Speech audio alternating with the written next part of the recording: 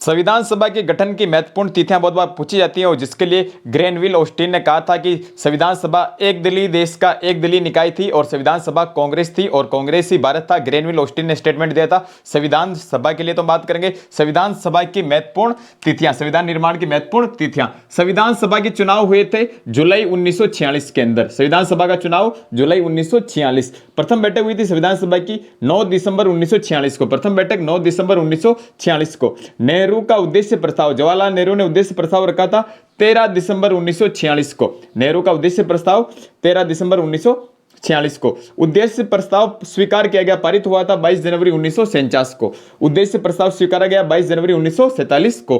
प्रारूप समिति का गठन किया गया था 29 अगस्त 1947 को।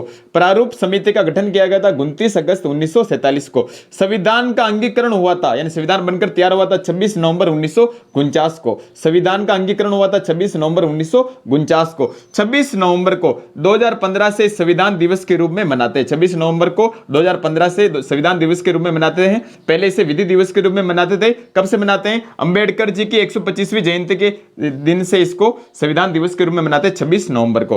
ठीक है। संविधान सभा की अंतिम बैठक हुई थी, अंतिम बैठक, लास्ट बैठक 24 जनवरी 1950 को। संविधान सभा की अंतिम बैठक हुई थी, लास्ट बैठक 24 जनवरी 1950 को। और 24 जनवरी 1950 को यानी इसी दिन डॉक्टर राजेंद्र प्रसाद को प्रथम राष्ट्रपति चुना गया, यानी निर्वाचित हुए थे पहले राष्ट्रपति डॉक्टर राजेंद्र प्रसाद 24 जनवरी 1950 को। संविधान लागू हुआ था 26 जनवरी 1950 को।